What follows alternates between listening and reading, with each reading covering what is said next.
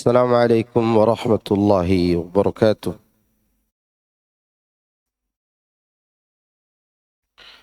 إن الحمد لله نحمده ونستعينه ونستغفره ونعوذ بالله من شرور أنفسنا وسيئات أعمالنا. من يهده الله فلا مضل له ومن يضلل فلا هادي له. وأشهد أن لا إله إلا الله وحده لا شريك له وأشهد أن محمدا عبده ورسوله صلى الله عليه وعلى آله وأصحابه أجمعين وسلم تسليما كثيرا مزيدا. أما بعد، فإن أصدق الحديث كتاب الله وخير الهدي هدي محمد صلى الله عليه وسلم وشر الأمور محدثاتها فإن كل محدثة بدعة وكل بدعة ضلالة وكل ضلالة في النار. Nah, ikhwani fi din, a'azzani Allah wa iyyakum. Alhamdulillah, di pagi menjelang siang ini kita kembali berkumpul dalam salah satu majlis yang disebutkan Nabi sallallahu alaihi wasallam, wa majtama'a qaumun fi baitin min buyutillah yatluna kitaballahi wa yatadarasunahu fima bainahum illa nazalat alaihimus sakinah wa ghasyiyatuhumur rahmah wa haffathumul malaikah wa dzakarahumullahu fiman indah. Tidaklah berkumpul satu kaum di dalam salah satu rumah dari rumah-rumah Allah, yaitu majelis ilmu, yaitu masjid. Di dalamnya mereka membacakan ayat-ayat Allah dan saling mengajarkan, melainkan akan turun kepada mereka as-sakinah, ketentraman jiwa, dan mereka akan diliputi oleh rahmat Allah.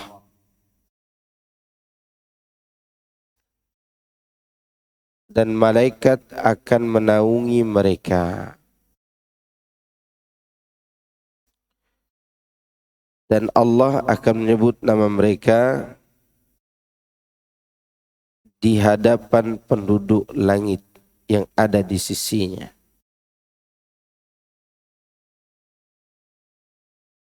Ini adalah merupakan kabar gembira bagi orang-orang yang rajin datang ke majelis ilmu. Karena di majelis ilmu itu dibahas kitabullah, sunnah Rasulullah SAW, dan juga dibahas tentang kebesaran dan keagungan Allah di dalam majelis tersebut. Nah, insyaallah di pagi menjelang siang ini kita akan membahas suratul Haqqah. Surah Al-Haqqah.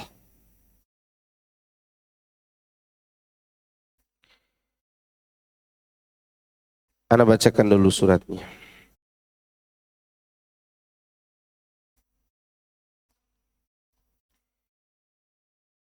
A'udzu billahi minasy syaithanir rajim. Bismillahirrahmanirrahim.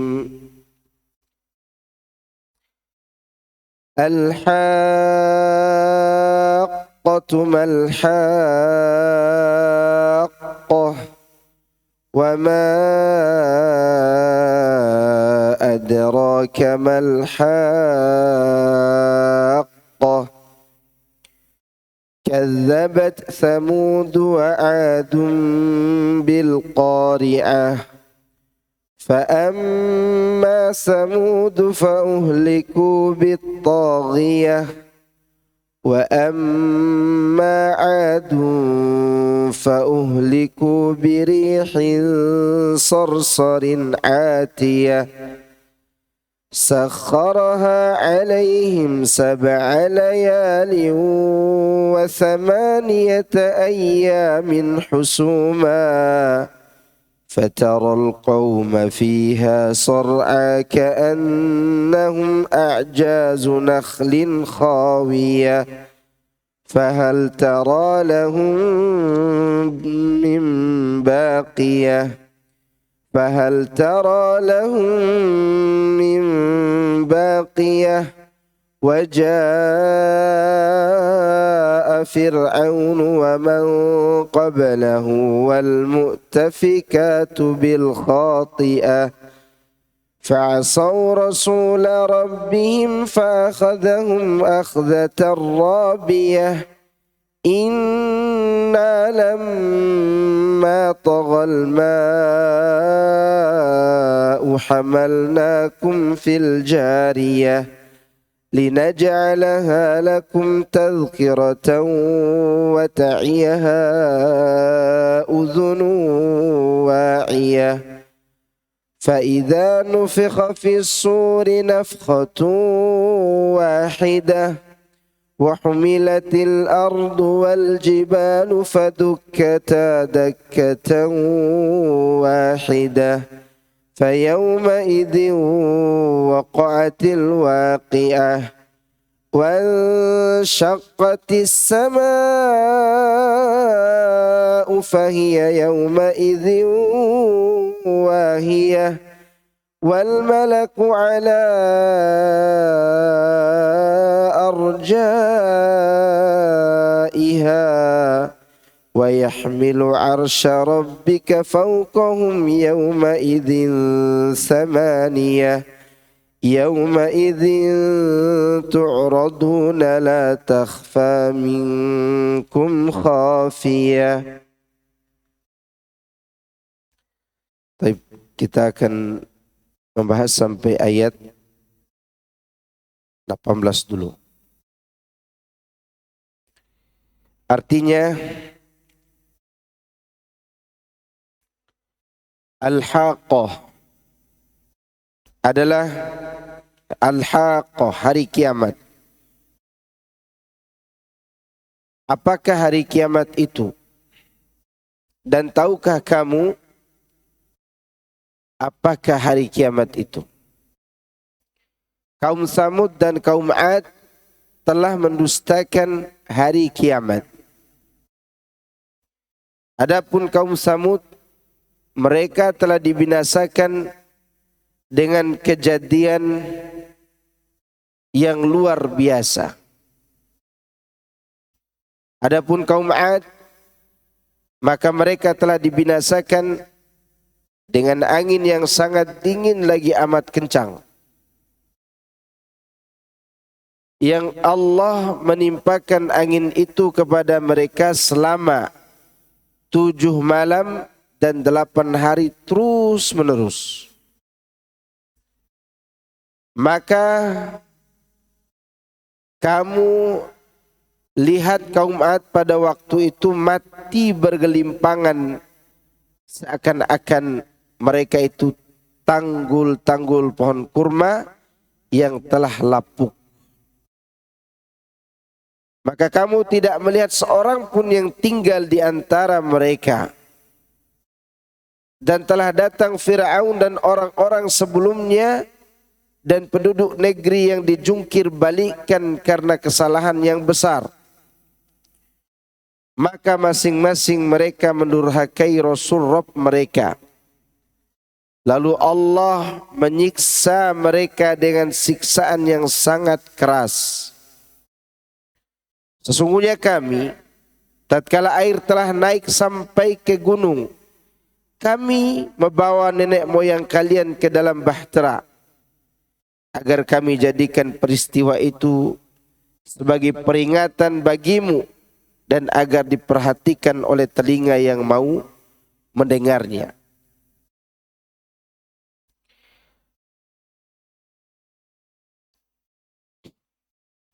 Maka apabila sangkakala ditiup sekali tiupan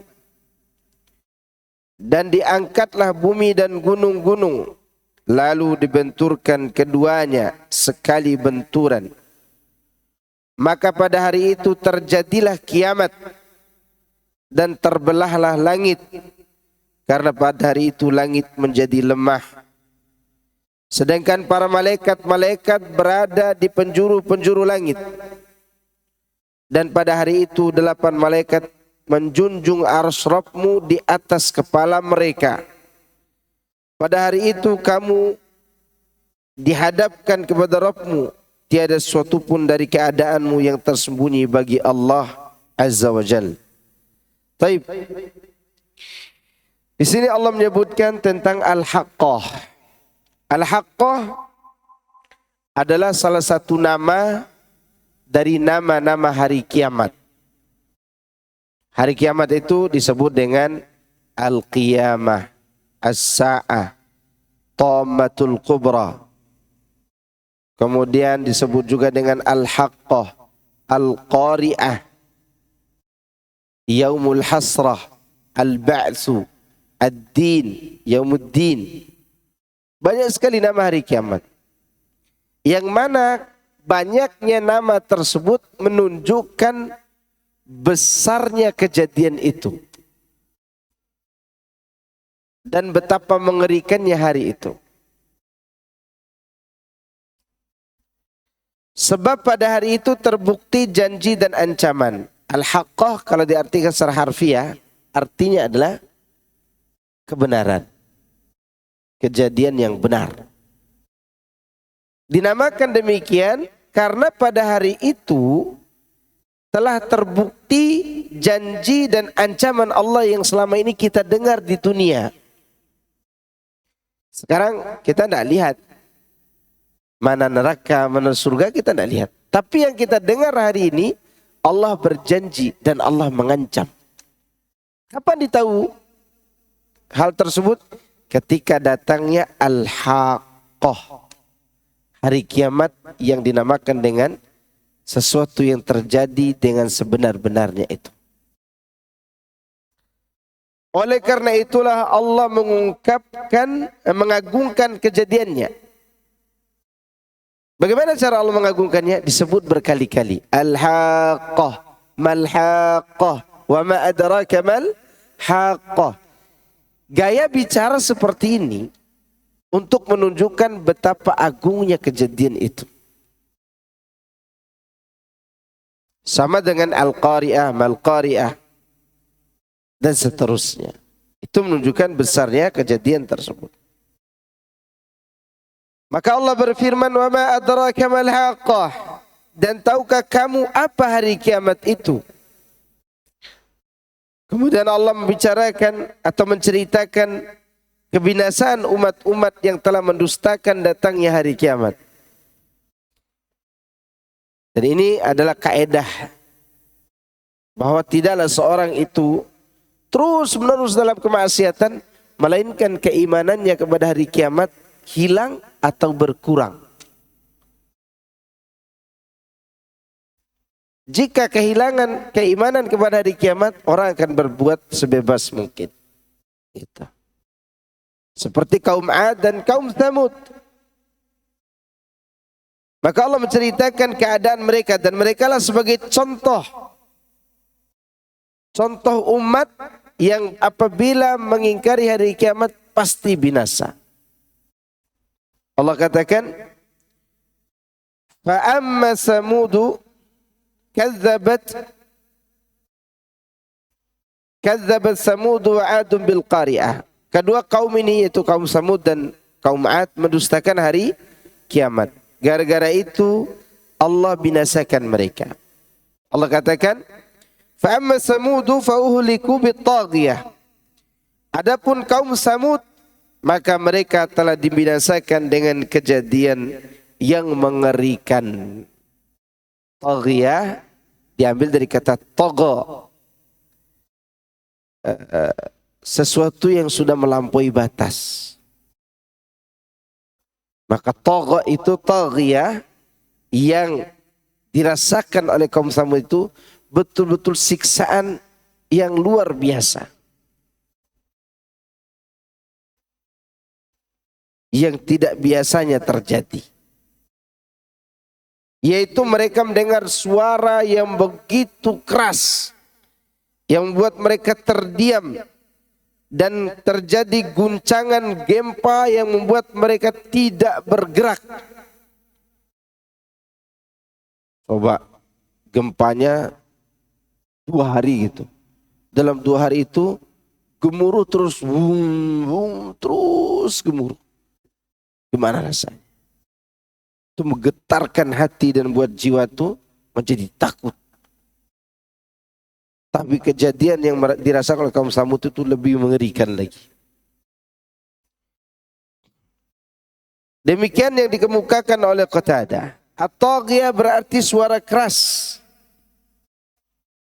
Dan pendapat ini dibenarkan oleh Ibnu Jarir At-Tabari rahimahullahu ta'ala. Wa amma 'adun fa'uliku birihin sarsarin. Adapun kaum 'Ad, maka mereka telah dibinasakan dengan angin yang sangat dingin. Atiyah, kencang. Udah dingin, kencang lagi. yakni angin. Yang dimaksud dengan rihin sarsarin adalah angin. Angin yang amat dingin. Atiyah artinya kencang. Yakni hembusan yang amat keras. Qatadah mengutarakan angin itu menerpa mereka sehingga mereka bercerai-berai atau membuat mereka bercerai-berai dan membuat hati mereka guncang. Maka di sini disebutkan angin itu menerpa mereka sehingga mencerai-beraikan hati-hati mereka. Angin dingin yang lagi kencang itu.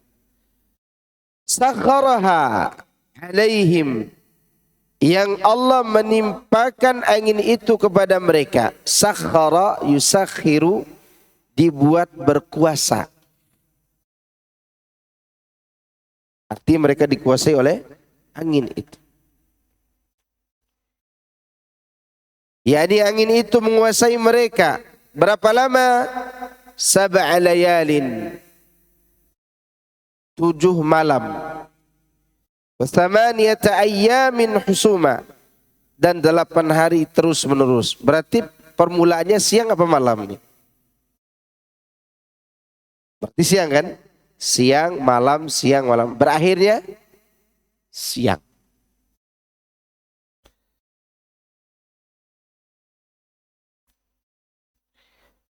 Yang dimaksud terus menerus secara penuh dan terus menerus serta berkesinambungan yang menjadikan mereka berputus asa.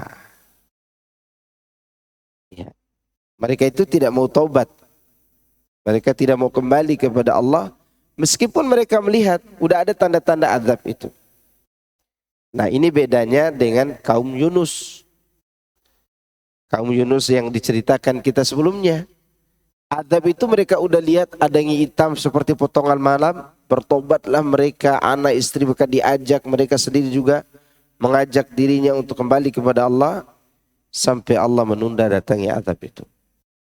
Mereka ini tidak, memang pembangkang, menganggap diri kuat.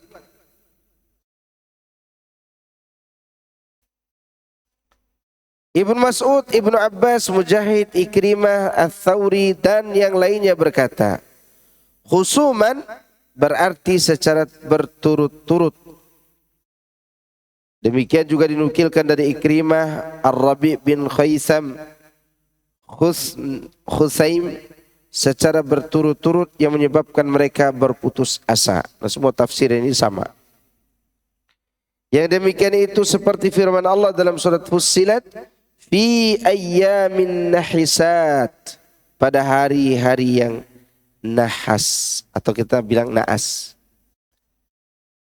hari-hari bencana. Ar-Rabi' mengatakan angin tersebut mulai berhembus pada hari Jumat. Adapun ulama lainnya mengatakan pada hari Rabu. Ibnu Abbas mengatakan khawiyah berarti rusak.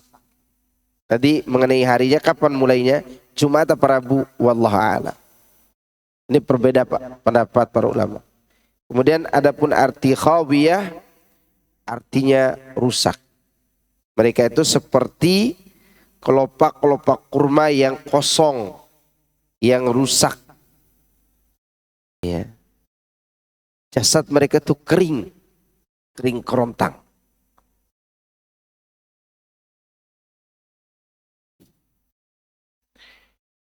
Fahal tara lahum min baqiyah, maka kamu tidak melihat seorang pun yang tinggal di antara mereka. Maksudnya apakah engkau mendapati salah seorang dari mereka atau orang-orang yang menisbatkan diri kepada mereka yang masih tersisa? Bahkan semua musnah secara keseluruhan dan Allah tidak mengadakan penerus bagi mereka. Ini menunjukkan mereka itu adalah orang yang sudah tidak ada keturunannya lagi. Mereka ini orang Arab apa namanya? Arab Ba'idah. Arab Ba'idah itu udah tidak ada keturunan. Di antaranya kaum Ad, kaum Tsamud. Sudah hilang. Tidak ada keturunan mereka.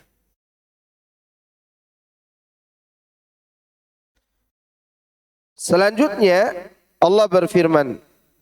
Nah, baru datang generasi durhaka berikutnya. Tapi bukan keturunan kaum Ad dan Tsamud.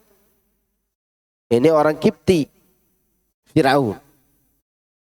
Ja'a Fir'aun wa man qablahu. Ada dua baca. Wa man qablahu wa man kibalahu. Bacaan pertama qablahu, yang kedua kibalahu. Kalau qablahu berarti sebelumnya. Kalau kibalahu berarti pengikut Fir'aun pada masa itu.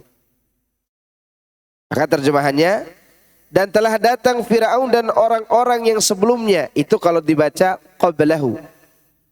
Kalau dibaca kiblahu, dan telah datang Fir'aun dan orang-orang yang ada bersamanya. Berarti bala tentaranya.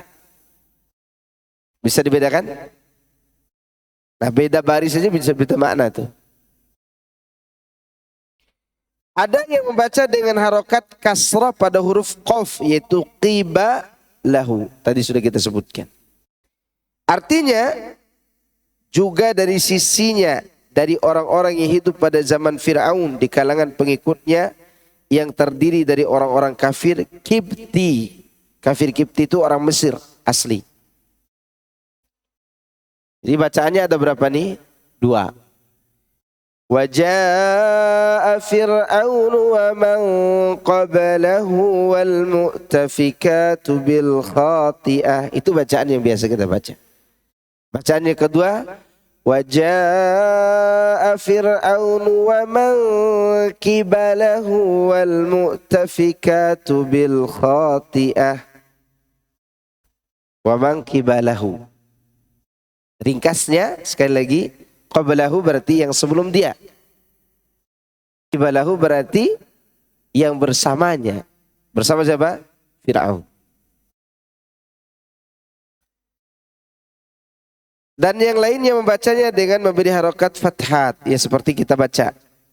Ya ini dari orang-orang sebelumnya. Dari umat-umat yang serupa dengannya.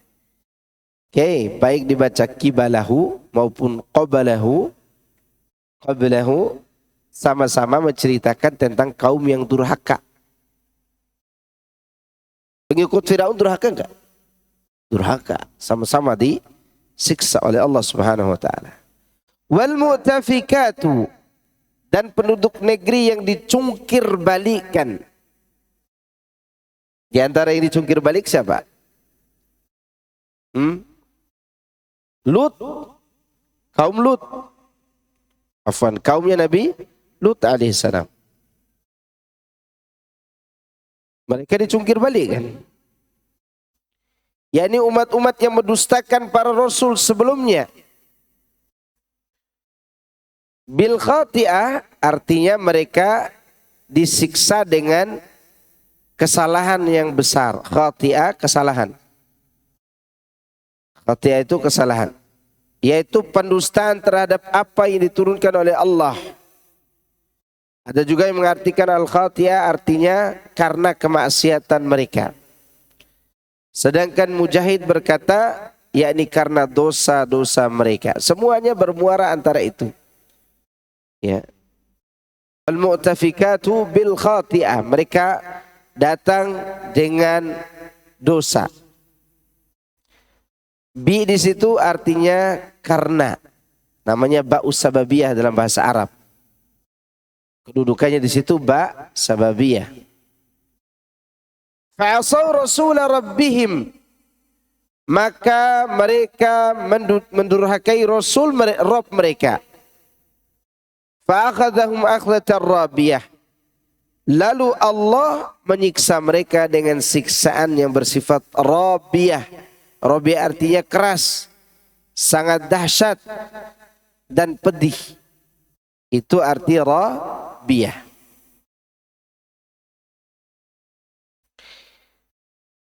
Dan kemudian Allah berfirman, inna lamma taghal ma'u, dan sesungguhnya kami tatkala air telah naik, maksudnya banjir yang menimpa kaum Nabi Nuh, naik melampaui pucuk-pucuk gunung, saking besarnya banjir, yakni air tersebut telah melampaui batas dengan seizin Allah dan telah menggenangi semua yang ada. Dan demikian itu disebabkan oleh doa Nabi Nuh atas kaumnya saat mereka mendurhakainya atau mendustakannya. Hamalnakum fil jariyah, kami yang telah membawa kalian ke dalam bahtera tersebut. Yani kapal yang berlayar di atas permukaan air. Untuk apa? Allah ceritakan kejadian itu. Dan kejadian-kejadian sebelumnya. Baik kejadian Nabi Nuh, kejadian Fir'aun, kejadian Ad, kaum Samud. Linaj'alaha tadhkirah. Itu tujuannya. Agar kami menjadikan peristiwa itu sebagai peringatan bagi kalian. Linaj'alaha lakum tadhkirah. Peringatan bagi kalian. Jangan coba-coba kalian berbuat seperti perbuatan kaum Nuh, kaum Ad, kaum Samud, kaum Lut, kaum Fir'aun. Jangan coba-coba. Karena ancamannya, fa'akhadhahum akhdhatar rabiyah. Allah akan meriksa mereka dengan siksaan yang keras lagi pedih. Itu pelajaran yang kita harus ambil. Kata ganti atau dhamir kembali kepada jenis, karena penunjukan makna kepadanya. Artinya, dan kami sisakan jenisnya bagi kalian yang kalian naiki di atas aliran air di laut. Ini juga Allah jadikan perahu itu sebagai apa? Pelajaran. Bahwa bahtera itu bisa dipakai untuk berlayar di atas apa? Lautan. Ini diantara makna linaja'alaha. Karena di sini para ulama berbeda pendapat mengenai kemana pulangnya dhamir kata ha. Apakah kepada kejadian atau kepada perahu? Bisa jadi dua-duanya. Kejadian itu berikan kita pelajaran dan perahu itu juga menjadi apa? Pelajaran. Apa pelajarannya? Di antaranya adalah orang-orang yang mengikuti kebenaran seperti pengikut Nabi Nuh yang menaiki perahu itu. Yang lainnya memilih tenggelam dalam banjir. Seperti itulah orang yang mengikuti sunnah Rasulullah sallallahu alaihi wasallam. Orang yang mengikuti sunnah seperti orang-orang yang menaiki perahu Nabi Nuh. Yang tidak mengikuti sunnah berarti dia ingin tenggelam bersama orang-orang yang tenggelam bersama kaum Nabi Nuh. Tenggelam dalam syirik, tenggelam dalam bid'ah, tenggelam dalam kesesatan dan seterusnya. Yang ancamannya mereka akan ditenggelamkan dalam api neraka. Wa ta'iyaha udhunu wa'iyah. dan agar diperhatikan oleh telinga yang mau mendengar, yakni memahami nikmat ini sekaligus mengingatkannya adalah telinga yang senantiasa mendengar. Yang mau memahami, yang mau mengingat nikmat ini hanyalah telinga yang mau mendengar. Maksudnya apa? Yang mau belajar agama, mau mendengar peringatan, mau memahami kebenaran. Dan itu didasari dengan peran yang bernama telinga. Maka di antara nama lain daripada wahyu apa? Sam'iyun. Yang disifati dengar. Dengan dengar. Didengar kebenaran itu, nasihat itu. Maka yang mendengarnya tentu uzun, telinga. Dan telinga itu lebih luas dari mata. Mata bisa melihat ke arahnya. Sedangkan telinga bisa mendengar dari belakang, dari samping, kiri, kanan, dari atas dia bisa dengar.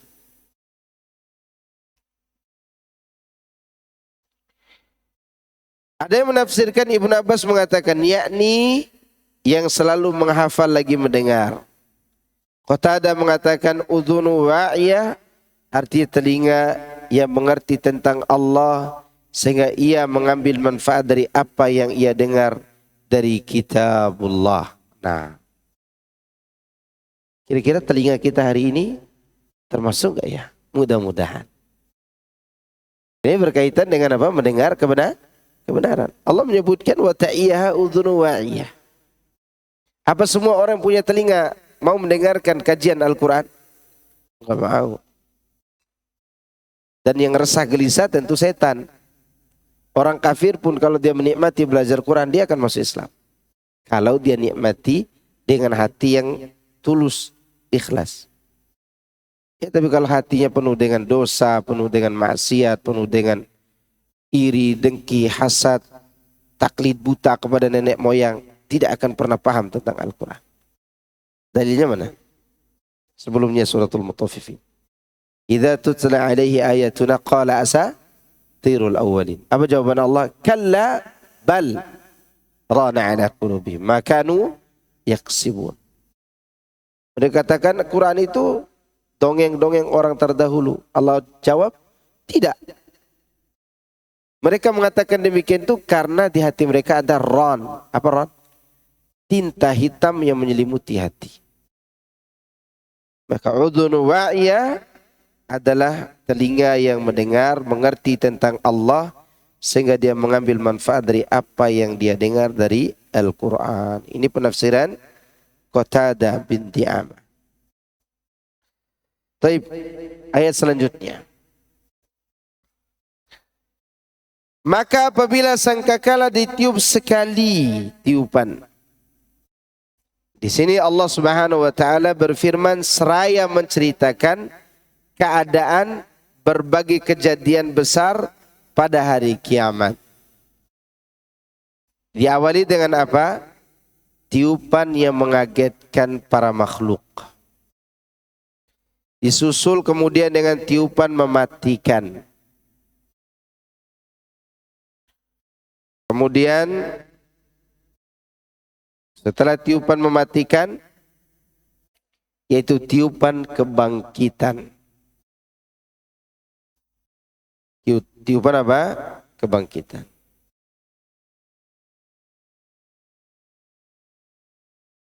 Ini pendapat yang dirajihkan Ibnu Katsir sesuai dengan pendapat Ibnu Taimiyah, sesuai dengan pendapat Al-Imam Ibnu Taimiyah.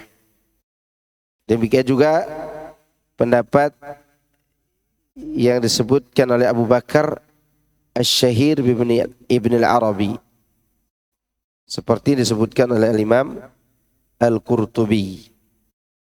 Tapi yang benar sebenarnya tiupan itu, yang tiupan mengkagetkan dan mematikan itu satu bagian. Yang kedua baru tiupan kebangkitan yang nantinya dikumpulkan ke padang mahsyar. Jadi tiupan mengkagetkan ini adalah tiupan mematikan itu sendiri. Nah, ulama yang bagi menjadi 3 tiupan ini berdasarkan berapa ayat Al-Quran, diantaranya surah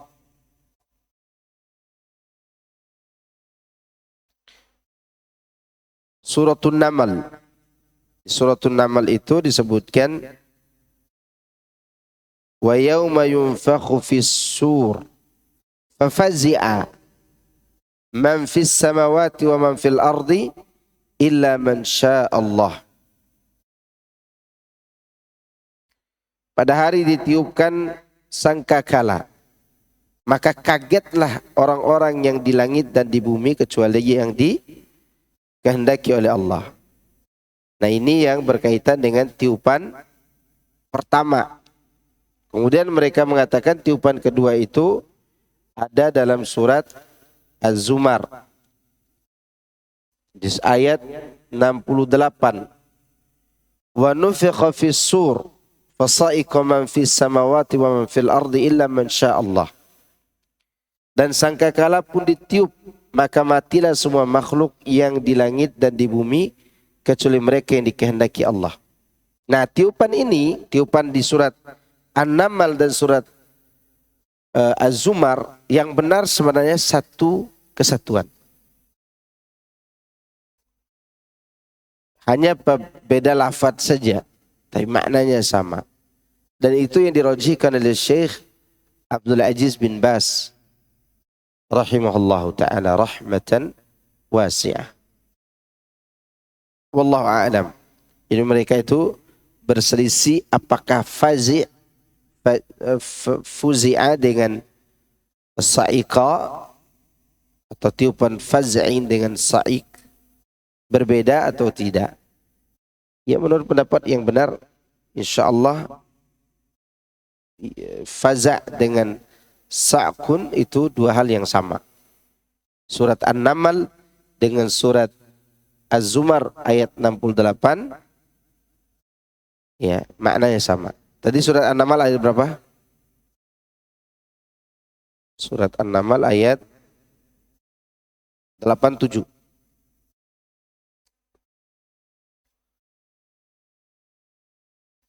Nah, tiupan keduanya ada di surat Az-Zumar itu sendiri di ayat 68 tadi. Summa nufikha fihi ukhra fa idzahum qiyamun yanzurun. Kemudian ditiupkan tiupan yang kedua, maka mereka semua tiba-tiba bangkit dan menanti. Ya, bangkit dari kubur menanti panggilan ke mahsyar. Wallahu a'lam. Ada juga yang berpendapat tiupan itu cuma sekali. Maka di sini dibawakan Ibnu Katsir, ditegaskan di sini bahwa ia hanya berlangsung sekali saja. Sebab Allah tidak melakukan kesalahan, tidak juga bisa ditolak, serta tidak pula membutuhkan pengulangan dan penekanan. Namun Ar-Rabi mengatakan, dan itulah tiupan yang terakhir. Yang benar adalah yang kami katakan di atas, kata Ibnu Katsir. Maksudnya ada tiupan yang kaget, mati, dan bangkit. Diringkas lagi, dianukan lagi oleh ulama yang lain, tiupan kaget itu sendiri tiupan kematian. Berarti 2. Tiupan kematian dan tiupan kebangkitan. Ada juga yang berpendapat yang ketiganya adalah pengumpulan. Dikumpulkan di padang mahsyar. Itu panggilan, pengumpulan itu apakah itu panggilan atau tiupan juga? Yang jelas hari kiamat kejadiannya diawali dengan tiupan sangkakala. Itulah kehancuran alam semesta. Pada saat itu wa humilatil ardu wal jibalu fadukkata dakkata wahidah. Dan diangkatlah bumi dan gunung-gunung, lalu dibenturkan keduanya sekali bentur. Maksudnya adalah dibenturkan seperti benturan yang menghancurkan, sehingga tanah yang ada digantikan tanah yang baru. Kalau benturan pluk, masih ada sisa, itu biasa. Ini benturan hilang. hilang. Ya, kalau kejadian besar di dunia yang kemudian menghilangkan jejak bom Hiroshima Nagasaki, yang mana manusianya hilang kan, tidak ada sisa tulang-tulang, nggak ada. Itu aja mengerikan. Gimana hari kiamat coba? Dan itu bukan bom nuklir, bukan. Itu kejadian yang lebih besar, lebih dahsyat dari itu. Ya. Di mana begitu dibenturkan, hilang. Gak ada sisa, gak ada butiran-butiran jatuh. Maka di saat itulah Allah mengatakan dalam ayat yang lain, Yauma tubaddalul ardu ghairal ardi was samawat wa barazu lillahil wahidil qahar. Pada hari ketika bumi ini diganti dengan bumi yang lain. Was samawat, demikian juga langit. Demikian juga langit. Dan mereka semua dihadapkan di hadapan Allah Subhanahu wa taala. Ini disebutkan di dalam surah Ibrahim ayat 48. Setelah benturan itu bumi langsung diganti dengan bumi yang lain. Coba lihat surat Ibrahim ayat 48, surat nomor 14. Surat nomor 14 ayat 48. Yauma tubaddalul ardu ghairal ardi was samawat barazu lillahil wahidil qahar. Dan ini ada kaitannya dengan ayat-ayat ini. Ada kaitannya dengan ayat di mana bumi yang sudah dibenturkan dengan gunung tadi udah tidak ada lagi, hilang, lenyap. Dan Allah ganti dengan bumi yang lain. Dan itu disebutkan dalam surah Ibrahim ayat berapa tadi? 48.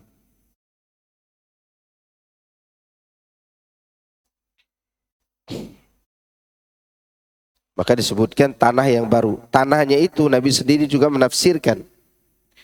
Disebutkan dalam hadis yang sahih, Satuhsyaruna ala ardin bayda naqiyah safra naqiyah laisa fiha li ahadin alam. Kalian nanti akan dikumpulkan di satu tanah lapang yang putih bersih, berubah seperti kekuningan, kemerah-merahan. Dan di tanah itu tidak ada terdapat satu tanda pun bahwa pernah ada bangunan. Tidak ada rumput, tidak ada gunung, tidak ada bangunan, tidak ada apa-apa. Tanah rata begitu. Ya. Di sanalah kita akan dikumpulkan. Kemudian fayauma idzi waqa'atil waqi'ah, ketika hancur gunung dan bumi tadi, maka pada hari itu terjadilah kiamat. Yani terjadinya hari kiamat. Wanshaqqatis samaa'u fahiya yauma idzi wahiyah, dan terbelahlah langit karena langit pada hari itu menjadi lemah. Surat apa sebelumnya kita bahas tentang terbelah langit?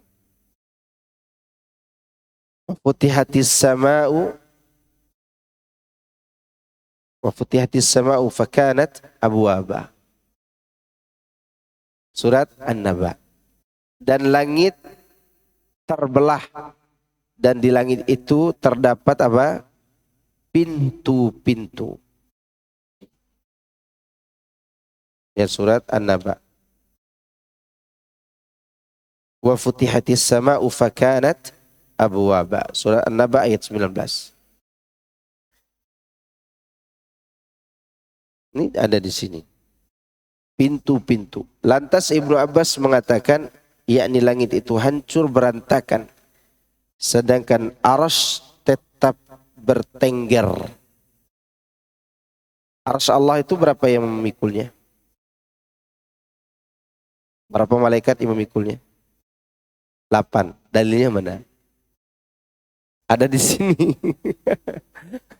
Dalilnya malaikat memikul arsy. Ada 8. Jadi waktu itu arsy Allah tetap bertengger. Bukan berarti Allah butuh pada arsy, enggak. Enggak, ingat ya. Allah Maha suci dari membutuhkan apapun dan siapapun.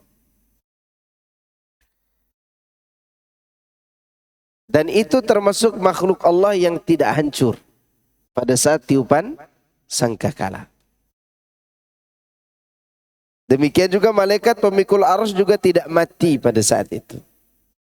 Termasuk malaikat maut dan malaikat Jibril. Dan peniup sangkakala itu sendiri, yang dinamakan dengan Israfil. Ya. Dan dia tidak mati. Kapan matinya? Yaitu sebelum tiupan kedua. Dimatikan juga. Dan yang terakhir kali mati makhluk Allah siapa? Malaikat maut. Yang mencabut nyawa. Dan dia memang tugasnya cabut nyawa. Iya, yang kemudian Allah izinkan dia untuk mencabut nyawanya sendiri.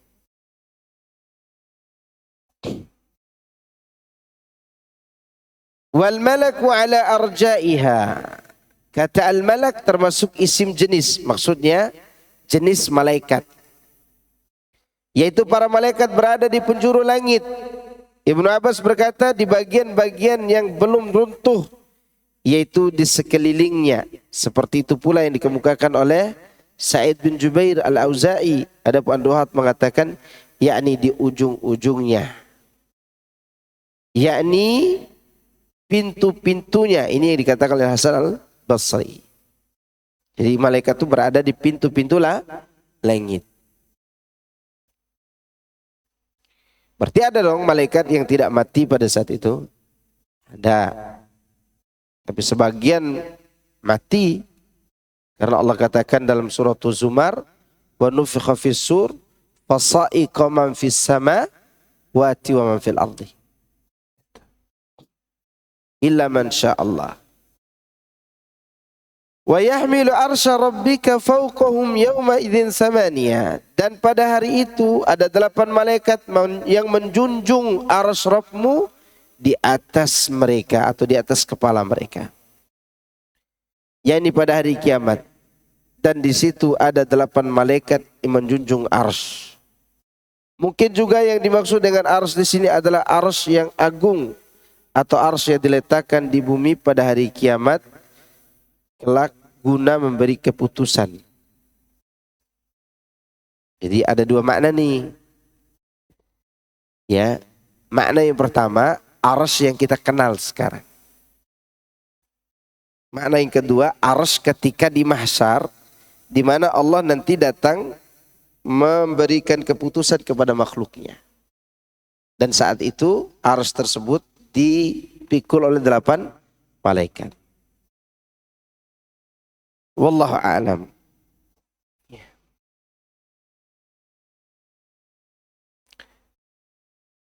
Dan dalam hadis Jabir disebutkan bahwa dia berkata, Rasulullah SAW bersabda, "Udzina li an uhadditsakum an malakin min hamalatil arsh, bu'du ma baina syamhati udhunihi wa unuqih, makhfaqut tayr 700 am."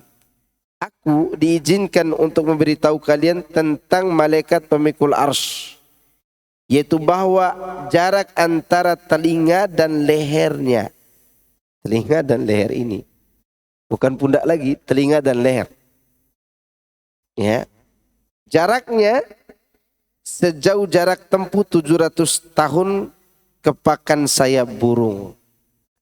Burung apa yang paling cepat terbangnya? Burung elang atau burung apalah? Yang jelas bukan burung onta. Ya. Burung yang cepat terbangnya. Berapa tahun dia akan sampai? 700 tahun. Ya. Yang jelas bukan dari Sabang sampai Merauke. lebih jauh lagi.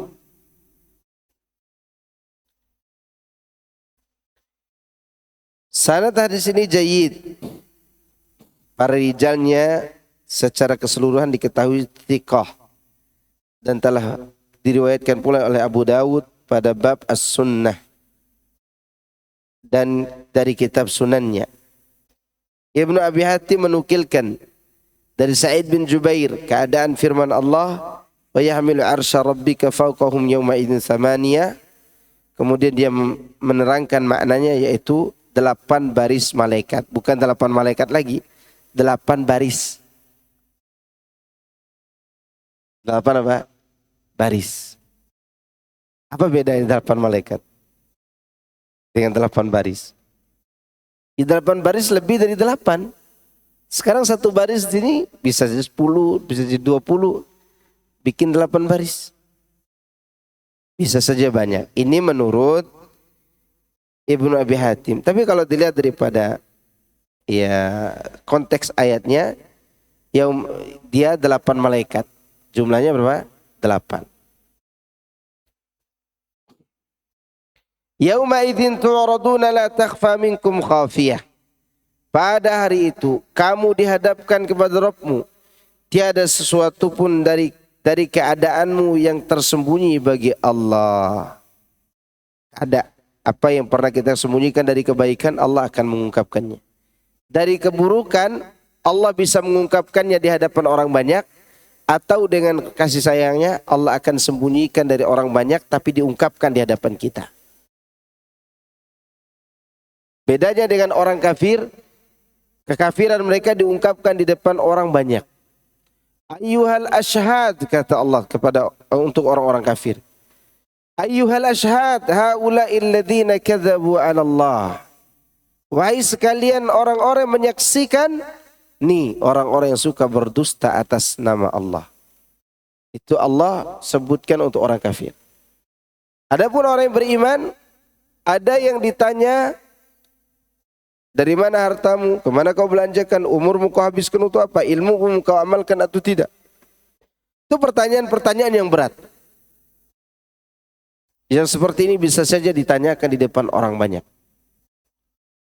Ada pertanyaan yang Allah ungkapkan kepada hamba yang akan selamat dari azabnya, tapi tidak ada yang tersembunyi dari pantauan Allah semua perbuatan dosanya. Nah, itu pertanyaan sembunyi, namanya hisaban yasira, hisab yang mudah. Di mana Allah mengatakan sebagaimana dalam Sahih Bukhari, Allah datangkan lembaran-lembar dosanya dan bertanya, afa'alta dzamba kadza wa kadza? Benarkah kamu berbuat dosa ini dan itu? Kata Allah. Hamba itu mengatakan, ayya rabbi na'am. Iya wahai Rabbku. Lalu ditanya berikutnya pertanyaan yang sama dan dia mengakuinya. Sampai kata Nabi SAW, hatta dhanna annahu uhlika. Sampai hamba ini mengira bahwa dirinya akan binasa. Lalu Allah mengatakan di luar dugaannya, ayya abdi laqad satartuha alaika fid dunya. Ini dosa, aku telah rahasiakan dulu di dunia. Dirahasiakan. Wa ghafartuha lakal yaum, dan hari ini aku ampunkan dosa itu untuk. Senikmat apalagi itu hidup. Kita disuruh menghadap orang yang tahu semua aib kita, lalu dia memaafkan aib itu. Senang atau tidak? Gembiranya luar biasa. Ini yang kita hadapi Allah subhanahu wa ta'ala. Ia mengaku bahwa dirinya syadidul iqab, syadidul azab. Maha keras azab dan balasannya bagi pelaku dosa. Tapi ada pelaku dosa tertentu yang Allah datangkan di hari kiamat dan dihisab. Diberitahukan dosamu ini aku sembunyikan dan aku ampuni. Apa reaksinya? Nanti akan ada pada ayat setelahnya. Fa amma man utiya kitabahu biyaminihi. Itulah dia itu. Maka di sini disebutkan tidak ada sesuatu pun yang tersembunyi dari pantauan Allah.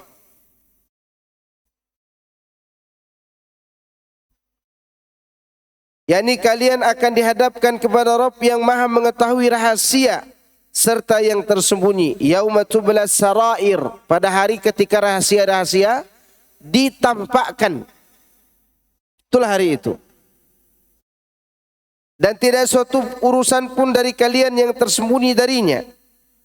Bahkan dia mengetahui yang tampak jelas, sembunyi-sembunyi juga yang berada di balik dada dan hati kalian. Bahkan Allah tahu sesuatu yang sekiranya terjadi, walaupun tidak terjadi, dia akan tahu apa yang akan terjadi. Sesuatu yang tidak terjadi, sekiranya terjadi, Allah tahu kejadiannya. Contoh mana? Orang kafir minta kepada Allah, kembalikan kami ke dunia agar kami beramal soleh. Kembali ke dunia itu tidak mungkin. Tapi sekiranya mungkin, Allah tahu apa yang akan mereka lakukan. Kufur lagi. Faham kan? Seperti itulah pengetahuan Allah. La ya'zubu anhu mithqalu dzarratin fis samawati wala fil ardi wala asgharu min dzalika wala akbaru illa fi kitabim mubin. Tidak ada yang luput dari pantauan Allah. Walaupun sebesar biji sawi yang disembunyikan di langit, disembunyikan di bumi, atau lebih kecil dari itu. Semuanya tercatat dalam catatan Allah yang nyata. Bahkan ada amalan yang dikira malaikat itu penyelamat bagi pelakunya, ternyata yang menyeretnya ke neraka. Dalam catatan malaikat ada orang membaca Quran, berjihad, dan mereka juga berdermawan, dicatat dengan catatan seakan-akan mereka akan mendapatkan balasannya. Tapi dalam pantauan Allah, mereka adalah orang-orang yang riya, orang-orang yang kepengen popularitas dan seterusnya. Waliyadzubillah. Ini menunjukkan tidak ada rahasia yang tersembunyi daripada pantauan Allah Subhanahu wa taala. Ibnu Abi Dunya menceritakan bahwa Umar bin Khattab radhiyallahu anhu berkata, "Hasibu anfusakum qabla an tuhasabu." Hisablah diri kalian sebelum kalian dihisab. Yani timbanglah diri kalian sebelum kalian ditimbang. Hendaklah kalian menghisab diri kalian hari ini. Artinya kita lihat dosa kita, sudah berapa amal kita yang kita lakukan. Mulai dari kapan kita taat, apalagi kita taat itu mengenal sunnah tidak begitu lama. Sedangkan dosa kita mulai dari kita balik hari ini sampai mati masih menganga. Dan tidak ada jaminan kita itu tertolong dari dosa. Kecuali kita mohon pertolongan Allah Azza wa Jalla. Maka disuruh oleh Umar, hisablah diri kalian sebelum kalian dihisab. Sesungguhnya hal itu akan meringankan bagi kalian hisab perhitungan di hari esok. Maka berhiaslah untuk menyambut perhelatan besar, arti kejadian besar itu. Berhiaslah artinya berbekallah. Sambutlah hari itu dengan bekal yang baik. Yauma idzin tu'raduna la takhfa minkum khafiyah. Lalu Umar membaca ayat ini. Pada hari itu kalian dihadapkan kepada Rabbmu, tiada suatu pun dari keadaanmu yang tersembunyi. Dan Imam Ahmad meriwayatkan dari Abu Musa, dia mengutarakan Rasulullah SAW mengatakan, yuradun nasu yawmal qiyamati thalatha aradatin, fa'amma aradatani fajidalun wa ma'adhir, wa amma thalitha fa'inda dhalika tatiru suhufu fil aidi, fa'akhidun biyaminih wa akhidun bishimalih. Pada hari kiamat kelak, umat manusia akan dihadapkan dengan 3 kali persidangan. 2 persidangan mencakup perdebatan beserta penyampaian alasan. Yani tanya jawab, kemudian hamba sampaikan alasan. Ada juga disampaikan alasannya oleh hamba itu sendiri agar dia selamat, dan ada juga alasan itu disampaikan oleh yang lain sehingga dia selamat. Seperti yang lain adalah para saksi-saksi kebaikannya dari kalangan para nabi dan rasul. Nanti diberikan syafaat ketika mereka hendak dilemparkan dalam neraka, ada yang berinya syafaat. Adapun yang ketiga, yaitu pada saat itulah lembaran-lembaran catatan berterbangan ke tangan umat manusia. Sehingga ada yang mengambilnya dengan tangan kanan, ada pula yang mengambilnya dari tangan kiri. Dengan tangan kiri. Yang tangan kiri di bagian belakang. Ambil dari belakang. Kan disebutkan dalam surah di juz amma yang pernah kita jelaskan. Wa amma man uti kitabahu wara'a dhahri. Adapun orang-orang yang menerima kitabnya di belakang punggungnya. Itu dengan tangan kiri. Nah, sambungan daripada ayat itu disebutkan dalam ayat berikutnya. Masih ada waktu, saya bacakan ya.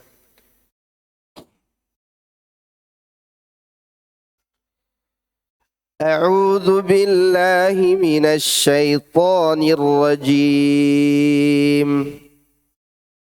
فأما من أوتي كتابه بيمينه فيقول هاؤم اقرءوا كتابيه إني ظننت أني ملاق حسابيه فهو في عيشة راضية في جنة عالية قطوفها دانية كلوا واشربوا هنيئا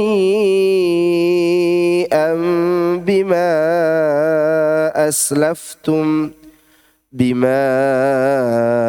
أسلفتم في الأيام الخالية. Adapun orang-orang yang diberikan kepadanya kitabnya dari sebelah kanannya, maka dia akan berkata, ambillah, bacalah kitabku ini. Sesungguhnya aku yakin bahwa sesungguhnya aku akan menemui hisab terjadi pada diriku ini, terhadap diriku. Maka orang itu berada dalam kehidupan yang diridhoi, dalam surga yang tinggi. Buah-buahannya dekat. Kepada mereka dikatakan, makan dan minumlah dengan sedap, disebabkan amal yang telah kamu kerjakan pada hari-hari yang telah lalu. Allah menceritakan tentang kebahagiaan dan kegembiraan orang-orang yang menerima kitab buku catatannya pada hari kiamat kelak dengan tangan kanannya. Mereka ini dijuluki di dunia dengan muqtasid. Dengan apa? Muqtasid. Di hari kiamat disebut dengan ashabul yamin. Di dunia muqtasid, dikatakan muqtasid, amal mereka itu sederhana tapi benar. Yang wajib mereka jalankan, tapi tidak sedikit yang sunnah mereka tinggalkan. Yang haram mereka tinggalkan, tapi tidak sedikit yang lalai mereka juga lakukan, walaupun itu tidak sampai pada tingkat larangan.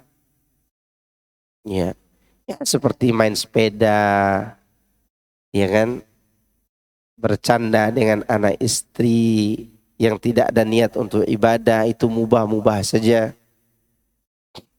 Atau duduk minum kopi sambil bercerita tentang sesuatu di masa lalu, asal jangan cerita tentang mantan, itu bisa haram nantinya. Itu lalai, tapi tidak sampai haram. Tapi keadaan amal ibadah mereka yang wajib atau sebagian kecil sunnah yang mereka kerjakan sesuai dengan aturan Allah dan Rasulnya. Itu yang disebut oleh Ubay bin Ka'ab, sederhana dalam beramal tapi sesuai dengan sunnah, itu lebih baik daripada semangat beramal tapi di atas bid'ah. Itu disebut dengan Ubay bin Ka'ab itu. Namanya muqtasid, iktisad. Nah, di hari kiamat mereka ini dihisab dengan hisab yang mudah. Tapi catatannya adalah bukan berarti di dunia mereka tidak berbuat dosa.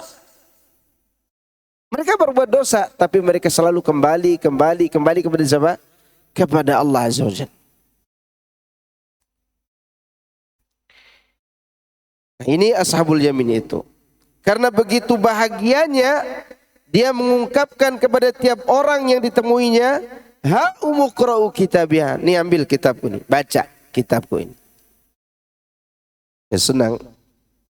Antum coba bayangkan ada anak sekolah sering bolos, sering dipanggil guru BP gitu. Pokoknya dia ini anak yang gimana lah gitu di sekolah.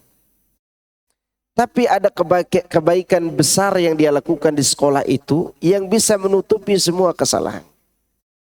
Dibacakan, ini kesalahanmu, ini kesalahanmu. Tapi gara-gara ini kamu itu diluluskan. Maka diberilah rapotnya, nih rapotmu. Walaupun nilainya 70, 65, tapi lulus. Kan tadinya mungkin dia diejek oleh teman-temannya, nggak lulus ente. Ente sering bolos, udah bolos terjun bebas lagi di bendungan yang ada airnya. Ya. Nakalnya bertingkat-tingkat. Tapi dia suatu ketika mungkin dia manfaat, minta maaf sama gurunya, kepala sekolahnya, dia bersungguh-sungguh akhir daripada semesternya, dapat ya lulus. Kira-kira apa dikatakan? Sini, kamu yang katakan saya tidak lulus. Nih baca. Lulus kan? Diberitahu teman-temannya bahwa dia itu lulus. Lalu bayangkan lulus dari neraka. Lolos dari neraka. Gimana gembiranya itu? Udah Allah bacakan dosa-dosanya, ini dosa-dosamu. Diberi kitab dengan tangan kanannya. Dan dia lihat ternyata selamat. Pantas setiap dia menemui orang, dia katakan, nih baca kitabku, aku selamat. Maksudnya ambillah bukuku ini dan bacalah. Sebab dia mengetahui bahwa semua isinya adalah kebaikan murni.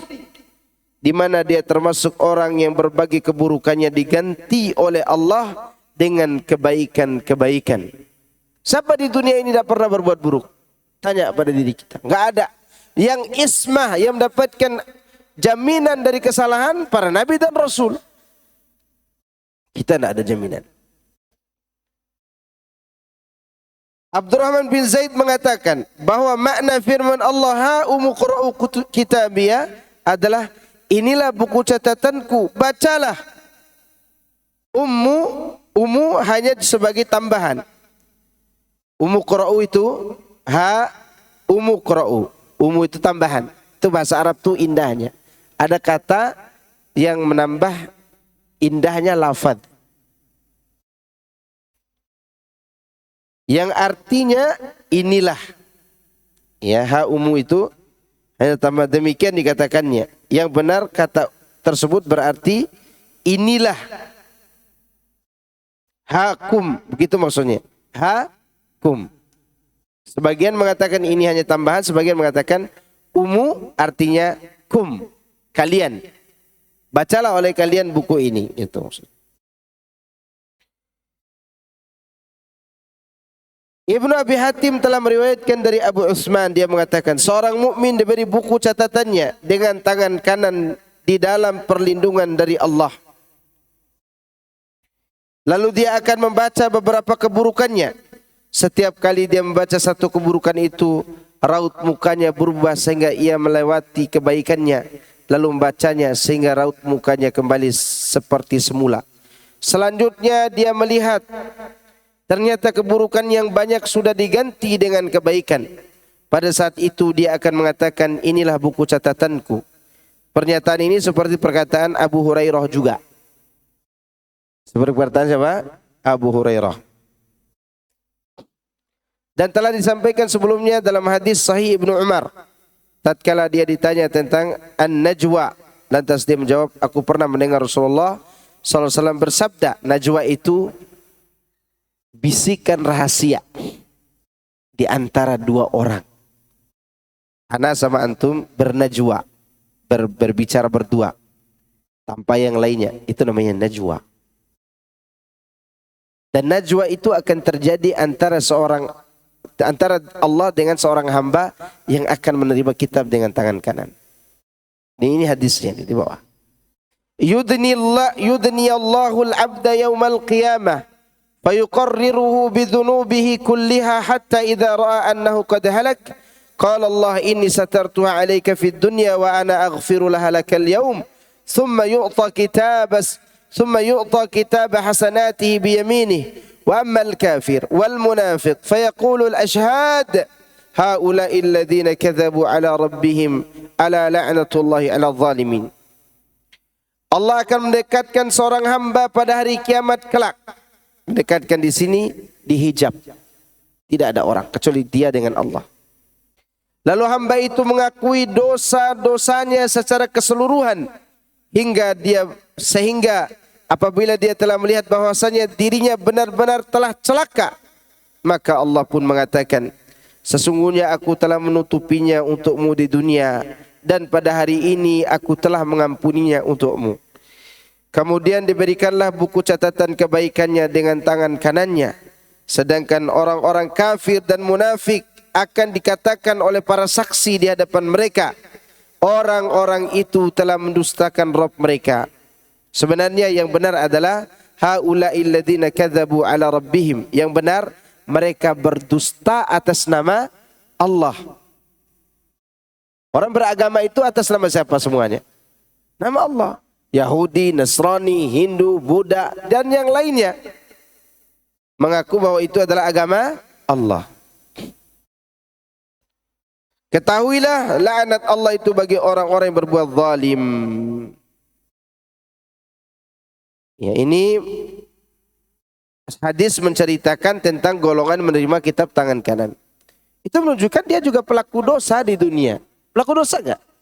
Pelaku dosa. Wong kesalahan-kesalahannya dia ngakui semua kok. Sampai Abu Hurairah mengatakan, waktu hamba ini membaca semua kesalahannya, dia bersedih. Dan dia mengira bahwa dia akan binasa. Begitu Allah katakan, aku telah tutupi dunia dan aku ampuni hari ini, dia baca ulang kitabnya, tidak ada lagi kesalahannya. Maka berarti kesalahan kita ini ada pada catatan Allah. Ingat, apa saja yang kita lakukan ini masih ada di catatan Allah dan tidak ada yang luput. Semoga kita termasuk orang-orang yang diampuni dan dihapus dosanya nanti di yaumul qiyamah. Nah, apa yang mendorong hamba ini bisa memperbaiki diri? Itu pertanyaan kita. Yaitu akidah. Yang mendorongnya apa? Kebenaran akidah. Lihat Allah katakan di sini, inni dzanantu anni mulaqin hisabiyah. Sesungguhnya aku yakin bahwa sesungguhnya aku akan menemui hari hisabku ini. Ini yang mendorong dia memperbaiki dosa-dosanya di dunia tadi dengan kebaikan. Karena dia yakin dirinya dihisab. Maksudnya ialah aku benar-benar yakin di dunia bahwa hari ini pasti akan terjadi dan tidak mungkin tidak. Sebagaimana Allah berfirman, alladzina yadhunnuna annahum mulaqu rabbihim. Surah apa? Al-Baqarah. Ini tanda kehusuan di dunia. Itu orang-orang yang sangat yakin bahwa mereka akan bertemu dengan Rabb mereka. Fahuwa fi 'ishatir radiyah. Maka orang itu berada dalam kehidupan yang diridhoi. Itu penuh dengan keridhaan. Fi jannatin 'aliyah, di surga yang tinggi. yakni istananya yang tinggi dengan bidadari yang sangat cantik, mutiaranya sangat indah dan kegembiraan di sana bersifat abadi. Dan telah ditegaskan di dalam hadis sahih, innal jannata mi'ata darajatin ma baina kulli darajataini kama baina as-sama'i wal ardi. Sesungguhnya surga itu terdiri dari 100 tingkatan, yang mana jarak antara dua tingkatan sama dengan jarak antara langit dan bumi.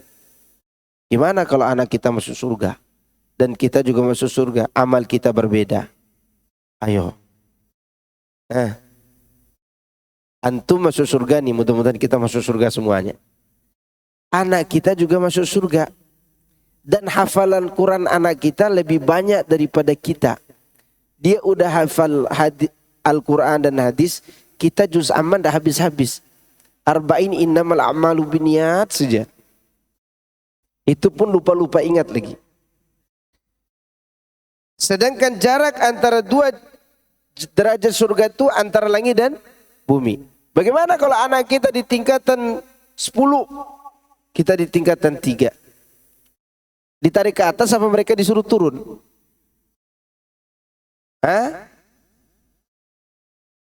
Semua sepakat tarik ke atas. Ya, semoga itu terjadi. Tapi zahir ayat-ayat Al-Quran ditarik ke atas. Dibawa naik ke ke atas orang tua itu. Seperti juga disebutkan dalam Sunan Ibnu Majah bahwa ada orang tua ditinggikan derajatnya oleh Allah dan bertanya dia, derajat ini tidak amalku tidak akan mungkin sampai derajat ini. Dia bertanya begitu, dari mana? Kemudian diberitahukan, dari istighfar anak-anakmu yang soleh. Nah, itu yang dibanggakan. Jangan banggakan anak-anak yang udah berpangkat tinggi, sholat tidak tahu, berbakti kepada orang tua juga tidak tahu. Berbakti kepada orang tua hanya pada hari ibu dan hari bapak. Yang lainnya hari-hari durhaka. Cari anak yang soleh itu. Ya, dan produksi mereka. Supaya mereka beristighfar, sampailah kita ke tingkatan mereka yang mereka tempati. Coba antum bayangkan. Sekian lama dipisahkan oleh mati. Berpuluh-puluh tahun bahkan ratusan tahun berpisah. Lalu tiba-tiba Allah pertemukan di tempat yang indah yang di dalamnya ada 100 rahmat Allah. Di dalamnya keridhaan, di dalamnya ada kebaikan. Gembira atau tidak? Gembira. Dan itu yang menambah kebahagiaan seorang hamba nanti di yaumul qiyamah, ketemu dengan keluarganya. Kutufu hadaniyah. Buah-buahannya dekat. yakni dekat sehingga salah seorang dari mereka dapat memetiknya ketika dia tidur di tempat tidurnya. Cuma jangan dibayangkan, nanti banyak daun sampah dong Pak Ustadz. Enggak. Tenang, buah-buahannya tidak akan bawa sampah. Anda mau ketik, tidak perlu naik. Tidak perlu naik ke pohon itu. Buah-buahnya dekat. Dan buah-buahannya itu banyak sekali. Bahkan disebutkan oleh ahli tafsir, disebutkan tafsir Tabari, buah bidaranya, kan bidara di dunia ini kecut, sepat, agak pahit. Bidara di sana berbeda. Ada 20 macam buahnya, bidara aja nih. 20 macam buahnya, 20 warna, 20 wangi, 20 rasa. Nah, gimana yang lainnya? Cuman antum jangan pikirkan nanti bosan Ustadz makan itu saja. Yang jelas di sana tidak ada lagi warteg dan nasi padang. Ya, di sana lebih nikmat daripada di sini. Sesuatu yang dinikmati hari ini kemudian dinikmati lagi besok lebih nikmat lagi. Makanya disebutkan dalam beberapa riwayat bidadari atau istri para laki-laki nanti di surga dipandang sekali, kemudian disingkirkan pandangan itu, pandang lagi tambah cantiknya. Bukan tambah lesung pipinya. Kalau di dunia umur 50, 60, 70 mulai ditambal pakai belak. Karena dunia. Maka ibu-ibu yang di belakang ini semoga menjadi bidadari suaminya nanti di yaumul qiyamah. Ya, itulah yang dimaksud dengan tidak perlu pasang gigi palsu kembali muda lagi. Pasang keimanan dan amal soleh kembali muda lagi. Tidak perlu resah dengan kehidupan ini. Yang kita tuju adalah surga. Seharusnya kita resahkan adalah yang belum pasti itu. Surga Allah. Buah-buahnya dekat. Terus semua kenikmatan dapat dinikmati. Kata Allah, kulu washrabu hani'an bima aslaftum fil ayyamil khaliyah. Makan dan minumlah dengan sedap disebabkan amal yang telah kamu kerjakan pada hari-hari yang telah lalu. Maksudnya hal itu diutarakan kepada mereka sebagai karunia, pemberian, anugerah dan kebaikan. Kalau tidak demikian maka telah terdapat hadis yang sahih dari Rasulullah SAW. I'malu wasaddidu wa qaribu wa'amalu anna ahada minkum lan yudkhilahu amaluhul jannah. Beramallah, berusahalah untuk selalu berada dalam kebenaran dan bersikap sederhana dalam segala hal. Dan ketahuilah bahwasannya salah seorang di antara kalian tidak akan masuk surga karena amal solehnya. Terus apa yang memasukkan kita ke dalam amal? Rahmat Allah. Amal itu untuk membedakan derajat. Untuk membedakan apa? Derajat. Terus gimana derajat kita dengan anak kita yang kita sebutkan kok bisa ditemukan? dalam derajat yang sama, padahal beda amal kita dengan anak kita. Ada yang bisa jawab? Ini, antum dengan anak antum tentu lebih banyak hafalan anak antum. Apalagi kalau dipondokkan, setiap hari baca Quran aja, tidur gara-gara baca Quran, bangun tidur lihat Quran. Sekarang kita bangun tidur lihat HP, tidur lihat HP dulu, sampai istri pun cemburu kenapa lihat HP, nah lihat wajah saya. Anak pondok itu luar biasa, anak-anak soleh itu. Kalau mereka serius dan ikhlas. Sekarang kok bisa amalan hamba ini yang tidak sampai pada derajat itu bisa sama dengan anaknya? Tadi sebutkan istighfarnya. Alasan lain apa?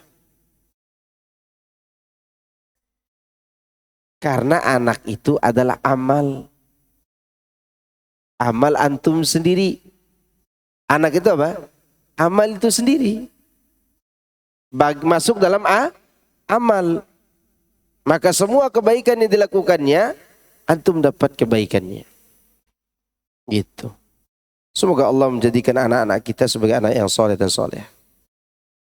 Para sahabat bertanya, termasuk engkau ya Rasulullah yang tidak masuk surga gara-gara amalnya? Iya, termasuk aku. Hanya saja Allah memberiku rahmat dan karunia-Nya. Nah, rahmat itu yang kita cari. Dengan apa kita cari rahmat itu? Dengan amal juga. Dengan mencari perhatian Allah. Kalau amal kita dari sejak kita lahir sampai kita mati untuk membayar surga Allah, tidak cukup. Tidak cukup. Tidak cukup. Ya. Kalau bidadari datang ke dunia hari ini, datang bidadari ini, hari ini datang ke dunia, malam akan hilang. Kenapa? Karena cerahnya wajah bidadari itu menghilangkan malam. Yang kedua, siapa yang ingin melamar bidadari itu, dia tidak akan menerima lamarannya walaupun dunia seisinya 2 kali lipat. Tidak mau dia. Tidak cukup untuk beli kerudungnya, kan kerudung bidadari itu lebih mahal dari dunia serta isinya. Gimana bidadarinya? Beli kerudungnya aja. Ya. Apakah berita seperti ini tidak motivasi kita untuk berpikir untuk masuk surga? Itu menunjukkan luar biasanya nikmat itu. Namun semua itu hanya bisa diraih dengan murni karunia dan rahmat dari Allah. Jika kita sudah beramal soleh, maka bersyukurlah kita telah beramal. Tapi jika amal itu diterima oleh Allah nanti di hari kiamat, maka itu nikmat yang kedua. Setelah nikmat kita beramal, ternyata ada nikmat berikutnya, amal itu diterima. Semoga dengan itu kita mendapatkan rahmat dari Allah Azza wa Jalla. Saya kira cukup itu bisa saya sampaikan. Semoga kita diberikan kebaikan di dunia dan di akhirat. Semoga kita diberikan ilmu yang bermanfaat yang kita bisa amalkan. Nah, fadhal. Assalamualaikum warahmatullahi wabarakatuh. Waalaikumsalam warahmatullahi wabarakatuh. Di awal surat tadi menyebutkan bahwa kaum Ad itu dibinasakan. Iya. Terus penerusnya bagaimana Pak Ustadz? Kalau Nabi Musa kan diselamatkan setelah nyebrang. Kalau Ad ini tidak ada yang selamatkan. Terus periode selanjutnya gimana untuk keturunan selanjutnya untuk meneruskan agama Allah? Barakallah. Itu yang kedua, ini mengenai ini tadi yang amal soleh. Amal soleh kita udah beramal, udah kita lakukan. Tapi Pak Ustadz bilang harus ada rahmat dan ridho Allah. Nah ini bagaimana? Terima kasih. Assalamualaikum warahmatullahi wabarakatuh. Waktu itu yang hidup bukan hanya kaum Ad dan Samud aja. Ada kabilah-kabilah lain. Makanya kan Arab itu kan dibagi 3. Arab Aribah, Arab Musta'ribah, Arab Ba'idah. Nah, orang-orang Arab ini juga ada pada saat itu. Yaman misalnya. Itu masih ada. Arab Aribah itu. Adanya Arab Musta'ribah itu ketika orang Yaman ke Mekah menikah anak perempuan mereka dengan Ismail. Itu baru ada Arab Musta'ribah. Dan Ad sendiri ada. Nah, kaum ini yang ditiadakan. Sedangkan generasi ini ada. Yang kemudian menjadi keturunan Ibrahim Musta'ribah itu sampai kepada Nabi Muhammad SAW.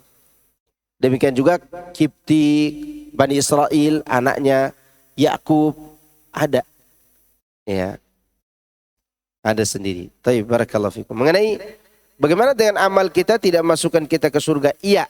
Amal itu hanya menjadi sebab untuk mencari rahmat Allah. Maka yang di dunia, yang kita cari di dunia ini apa? Rahmat Allah. Yang kita cari sekarang cinta dan kasih sayang Allah. Kalau udah ditemukan rahmat Allah itu dalam kehidupan kita, maka subhanallah betapa bahagianya kita di hari kiamat nanti dimasukkan surga. Orang yang baru saja selamat dari neraka dan belum tahu bahwa dia akan masuk ke surga, begitu nikmatnya hidup.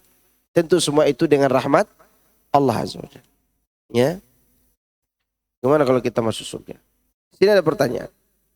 Afwan izin bertanya Ustadz.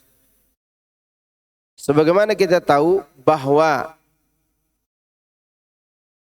patung haram dalam agama kita. Bagaimana hukumnya kalau di tempat rekreasi banyak patung-patung bentuk manusia dan binatang Ustaz? Ada yang berpendapat tidak mengapa karena bukan di rumah kita. Dan tidak bisa melarang pemilik rekreasi. Iya, antum tidak bisa melarang pemilik rekreasi. Ya.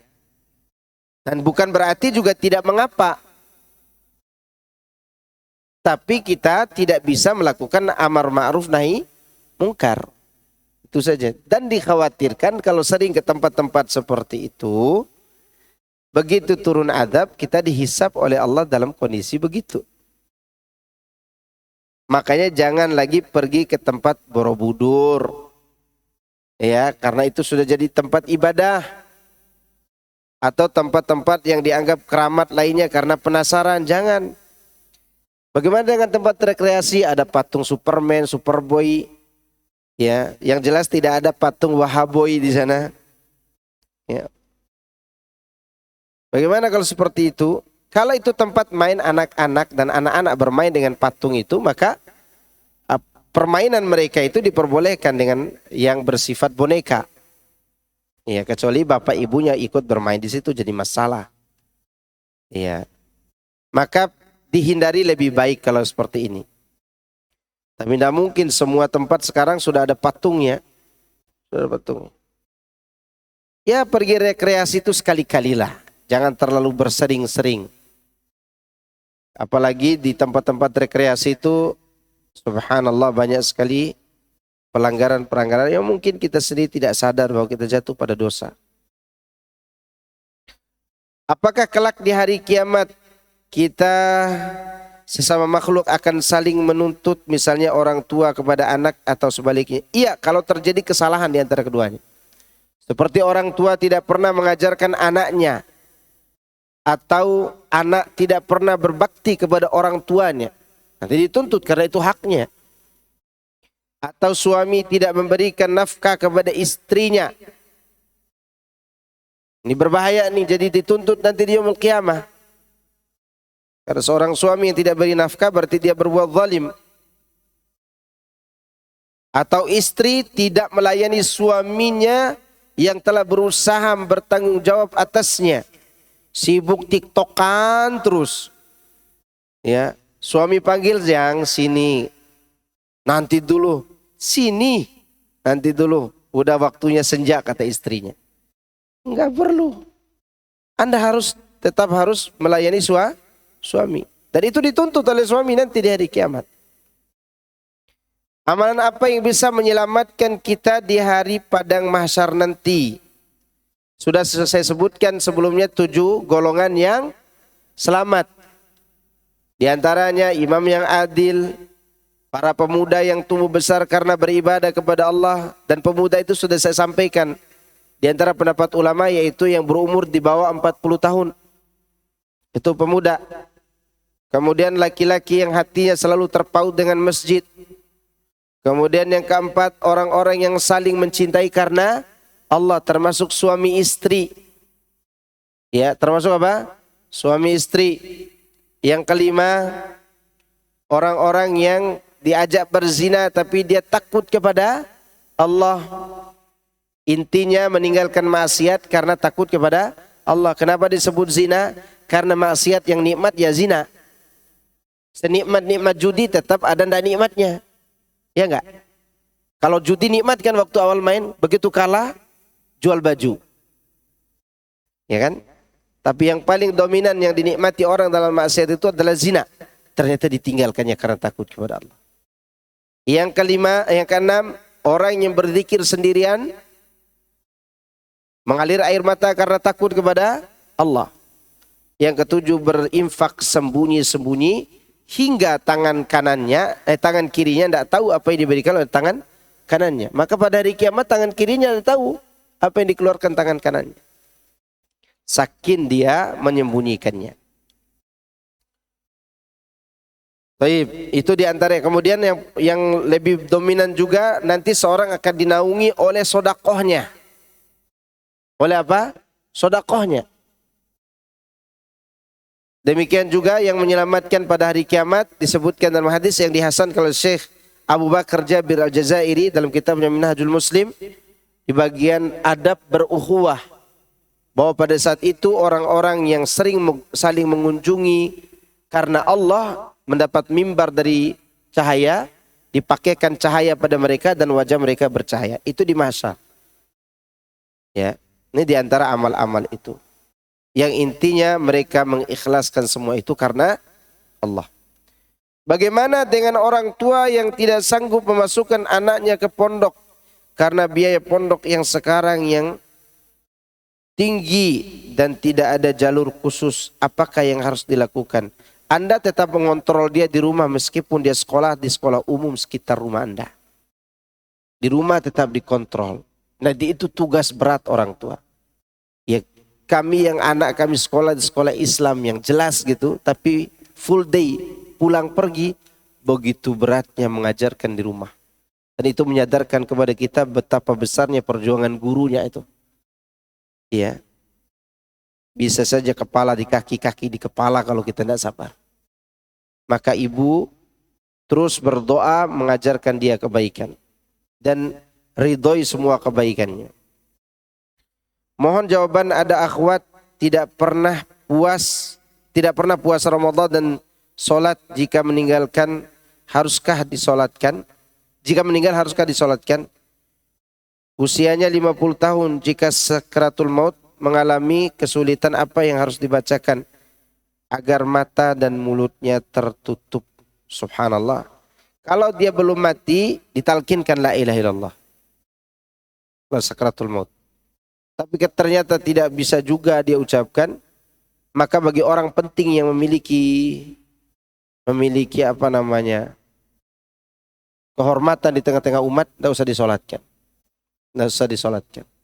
Dan antum yang hadir ini meskipun dicap Wahabi dan Wahaboy di kampung antum, jenggot antum tuh buat orang menghormati antum. Jika antum tidak mensolatkan mereka, biar jadi pelajaran. Biar jadi apa? Pelajaran. Apalagi menurut pendapat Ibnu Taimiyah, orang yang tidak pernah solat sama sekali keluar dari Islam. Ya, berarti berlaku padanya larangan Allah mensolatkan orang-orang yang kafir. Apakah bacaan ayat kursi dan tiap selesai solat fardu bisa menolong masuk surga seperti yang saya dengar? Iya. Itu sebab. Iya, sebab, termasuk sebab yang membuat seorang didekatkan dengan surganya.